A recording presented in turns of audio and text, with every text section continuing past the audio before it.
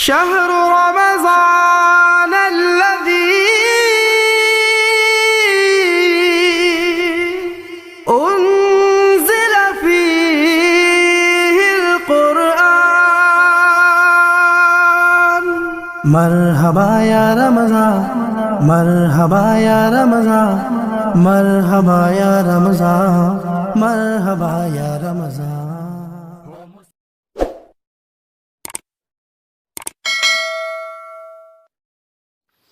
السلام علیکم ورحمۃ اللہ وبرکاتہ. اعوذ باللہ من الشیطان الرجیم. بسم اللہ الرحمن الرحیم. قلنا یا نار کونی بردا وسلاما علی ابراہیم. صدق اللہ العظیم. ربی اشرح لی صدری ویسر لی امری وحلل عقدۃ من لسانی یفقہوا قولی. آمین یا رب العالمین. میرے پیارے بھائیوں، بزرگوں اور دوستوں اور میری پردہ نشین مائیں اور بہنیں، میں نے آپ کے سامنے سورہ انبیاء آیت نمبر 69 تلاوت فرمائی، جس کے اندر اللہ تبارک تعالیٰ نے جب ابراہیم علیہ السلام کو آگ میں ڈالا گیا تو اس ٹائم پہ آگ کو اللہ تبارک تعالیٰ نے فرمایا، ہم نے حکم دیا اے آگ سرد ہو جا ابراہیم پر اور سلامتی والی بن جا. یہ آگ کو جو ہے 1 مہینے تک جو ہے بھڑکایا گیا. مفسرین لکھتے ہیں کہ سارے جتنے بھی لوگ تھے گاؤں سے لوگ آئے، آ کر جو ہے ایک بڑا خندق کھودا گیا اور وہ خندق میں جو ہے لکڑیاں ڈالتے گئے. ہر ایک انسان لکڑیاں چن کر لے کے آتا، بچے بھی چن کر لے کے آتے، عورتیں بھی چن کر لے کے آتے، بڑے بھی چن کر لے کے آتے اور اس کے اندر ڈالتے. 1 مہینے تک جو ہے اس میں ڈال کر جب پھر اس کو آگ لگائی گئی تو پھر اس کو جو ہے آگ میں جو ہے سو آپ کو اتنا بھڑکایا گیا کہ وہ آگ آسمان سے بات کر رہی تھی. تو مطلب یہ تھا کہ انسان کو آگ میں ڈالنے کے لیے تھوڑی آگ ہی کافی ہے، لیکن یہ لوگ اپنے بتوں کا بدلہ لینا چاہ رہے تھے ابراہیم علیہ السلام سے. اس کے لیے انہوں نے کہا کہ چلو ابراہیم کو جو ہے آگ میں ڈالو، ہمارے بتوں کی جو ہے ہم ان کی جو ہے مدد کرو. ایسا کہہ کر آپ لوگوں نے وہ ساری لکڑیاں جمع کرے اور آگ کو بڑا کیا، 1 مہینے تک اس کو دھنکایا. پھر اس کے بعد ابراہیم علیہ السلام کو جو ہے وہ آگ میں ڈال دیے. اب وہ آگ میں ڈالنے کے بعد ادھر سے جبرائیل علیہ السلام آئے اور ادھر سے پانی کے فرشتے آئے. آ کر کان لگا کر پانی کے فرشتہ ٹھہر گئے کہ جیسے ہی اللہ تبارک تعالیٰ کا حکم ہوگا میں اس کے اوپر پانی برسا دوں گا. لیکن اللہ کا حکم نہیں ہو رہا تھا. پھر جو ہے جبرائیل علیہ السلام آ کر ٹھہر گئے اور بولے کہ کیا میں کچھ مدد کروں؟ تو ابراہیم علیہ السلام نے فرمایا حسبنا اللہ و نعم الوکیل، ہم کو اللہ کافی ہے اور وہ بہت اچھا کارساز ہے.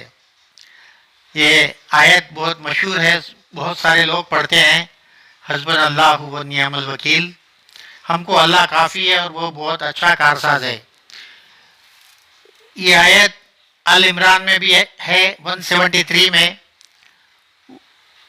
جب بھی جو ہے سو صحابہ اور حضور پاک صلی اللہ علیہ وسلم نے اس آیت کو پڑھا تھا، کیونکہ کچھ لوگ آ کر جو ہے حضور پاک صلی اللہ علیہ وسلم کو اور صحابہ کو کہنے لگے کہ آپ کے خلاف میں بہت بڑی سازش ہو رہی ہے اور ساز و سامان بڑا جمع کر دیا جا رہا ہے تاکہ آپ سے جو ہے سو یعنی انتقام لے سکے اور آپ سے جو سو جنگ کر سکے. بہت سامان جمع کیا جا رہا ہے. تو اس کے اوپر صحابہ اور حضور پاک صلی اللہ علیہ وسلم نے اس کو تلاوت فرمائی، حسبنا اللہ و نعم الوکیل، ہم کو اللہ کافی ہے اور وہ بہت اچھا کارساز ہے، اس سے بڑا اور کارساز اور کون ہو سکتا ہے. تو اس سے معلوم یہ ہوا کہ جب کوئی بندہ کوئی پریشانی میں کوئی ایسی چیز میں ہوتا ہے تو یہ اس کو پڑھنے سے انشاءاللہ تعالی اللہ کی مدد اس کو آ پہنچے گی. تو جب اللہ تبارک تعالیٰ نے آگ سے فرمایا ہم نے حکم دیا اے آگ سرد ہو جا، ابراہیم پر سلامتی والی بن جا. تو وہ آگ ٹھنڈی ہو گئی. آگ تو جلتی رہی لیکن آگ ٹھنڈی رہی. تو حدیث میں آیا ہے کہ آپ تقریباً، ایک حدیث میں ہے کہ 7 دن تک وہ آگ میں تھے، اور ایک حدیث میں آیا ہے کہ 15 سے 20 دن. تو ابراہیم علیہ السلام کہا کرتے تھے کہ اس آگ میں جس طریقے سے میں تھا، جتنا آرام وہ آگ میں ملا مجھے، اس کے بعد مجھے کبھی بھی ویسا آرام نہیں ملا. کیونکہ اللہ تبارک تعالیٰ کا فرمان تھا وہاں پہ، اللہ کا حکم تھا آگ کو. اور مفسرین لکھتے ہیں کہ اس ٹائم پہ جتنی بھی آگ تھی، جہاں جہاں جل رہی تھی، وہ سارے آگ جو ہے ٹھنڈی ہو گئی. کوئی اگر چولہے پہ جو ہے سو اپنی روٹی ڈال رہا ہے تو روٹی سیکی نہیں گئی کیونکہ آگ ٹھنڈی تھی. جہاں جہاں آگ جل رہی تھی وہ ساری آگ نے اپنا اللہ تبارک تعالیٰ کا جو ہے سو بولنا جو ہے قبول کر لیا، اور وہ ٹھنڈی ہو گئی جہاں جہاں جل رہی تھی وہ. تو اتنا بڑا میرے مالک کا فضل ہے. تو اس کے بعد جو ہے وہ 7 سے 15 دن تک اس آگ میں رہے. اس کے بعد جو ہے آگ پھر بھی جلتی رہی، کیونکہ اس کو بہت بڑی تعداد میں دھنکایا گیا تھا. ساری قوم مل کر وہ آگ کو جلائے تھے. 1 مہینے تک اس کو بھڑکایا گیا، اور 1 مہینے تک لکڑیاں ڈالتی گئی. تو اس کے بعد میں جو سو ابراہیم علیہ السلام جو ہے سو اس آگ میں سے نکلے.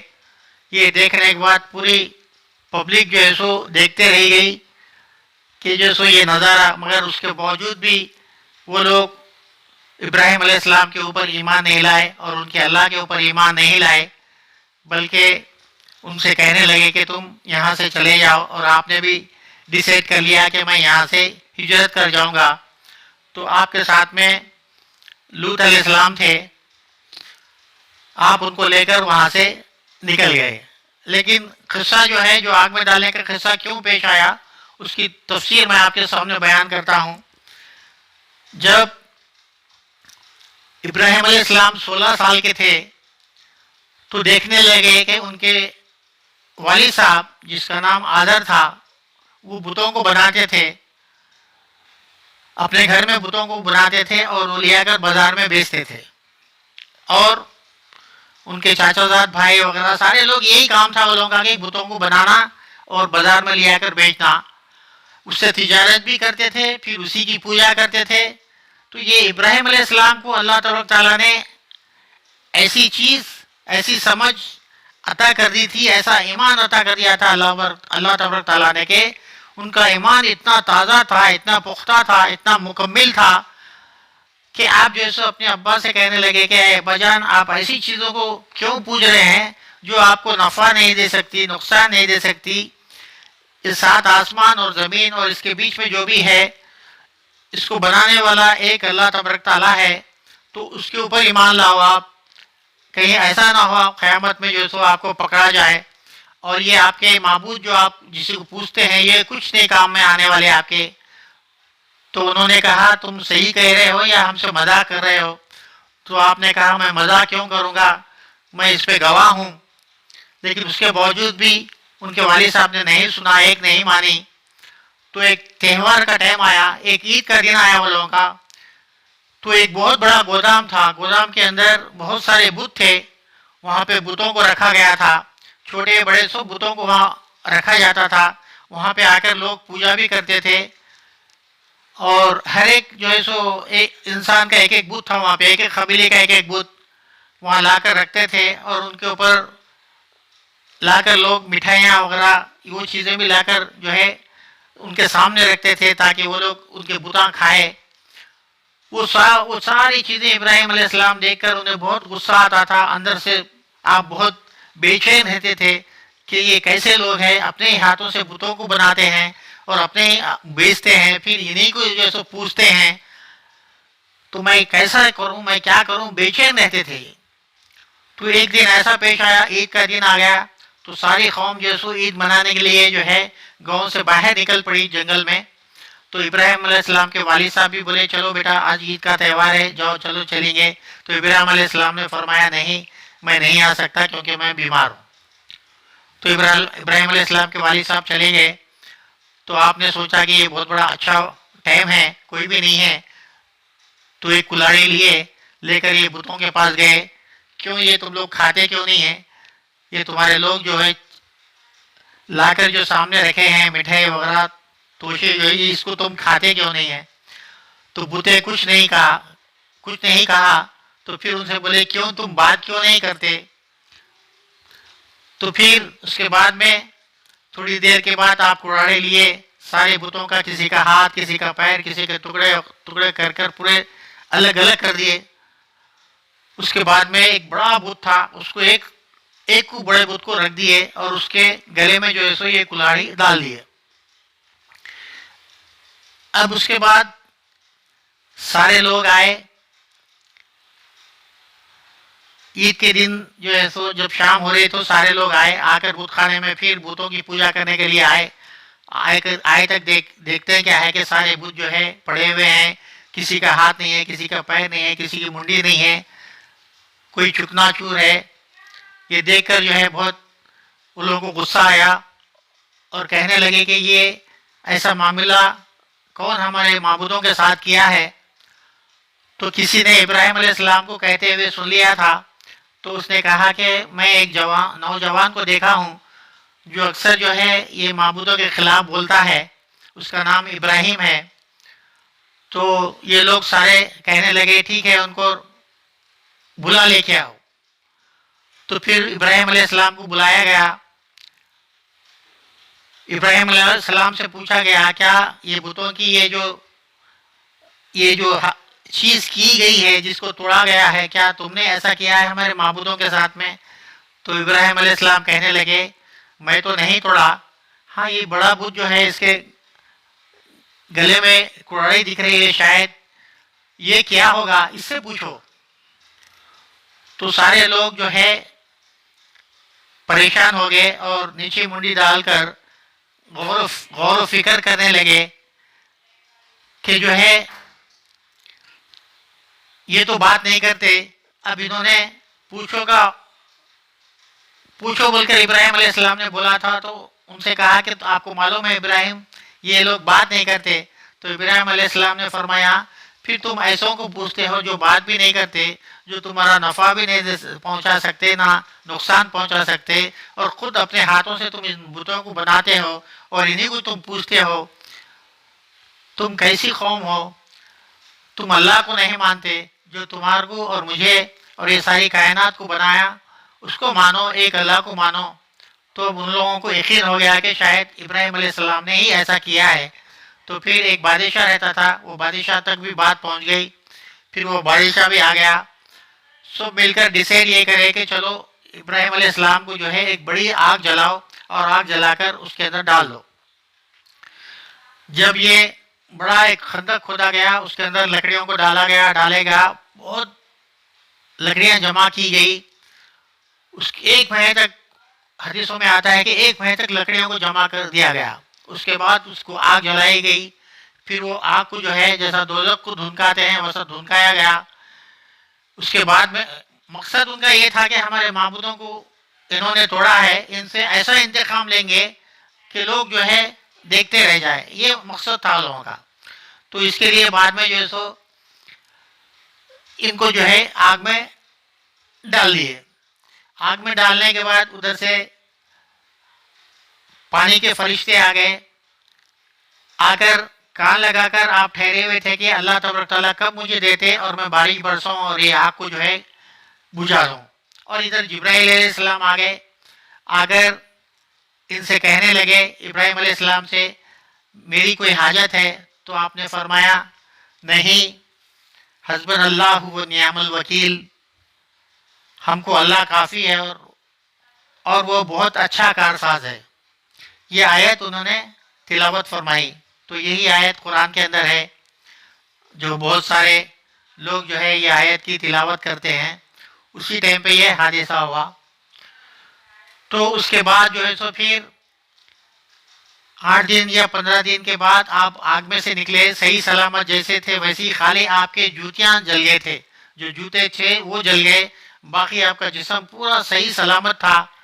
اور نکلنے کے بعد کئیوں بار آپ یہ بات لوگوں سے فرماتے تھے کہ میرے کو وہ آگ میں جب ڈالا گیا اتنی راحت میرے کو آج تک کبھی بھی زندگی میں نہیں ملی. مجھے اتنا اچھا لگا تھا اس آگ میں، کیونکہ اللہ تبارک تعالیٰ حکم دیے تھے آگ کو کہ تو سلامتی والی بن جا، ٹھنڈی بن جا. ٹھنڈی بھی اتنی مت بن کہ برف کے جیسی ہو کے ان کو نقصان پہنچے، بلکہ سلامتی والی بن جا. اللہ تبارک تعالیٰ نے ارشاد فرمایا. تو اللہ تبارک تعالیٰ کے ارشاد پہ جو ہے سو آگ جو ہے سو اپنا کام کرنے لگی کہ ایسی ہو گئی ان کے لیے کہ ایک دم سلامتی والی. تو آپ کو بہت آرام ہو گیا وہاں پہ، نیند آ گئی، آپ کو سو گئے ہو. تو پھر ایک حدیث میں آیا ہے کہ 7 دن تک آپ اس میں رہے، ایک حدیث میں آیا ہے کہ 15 دن.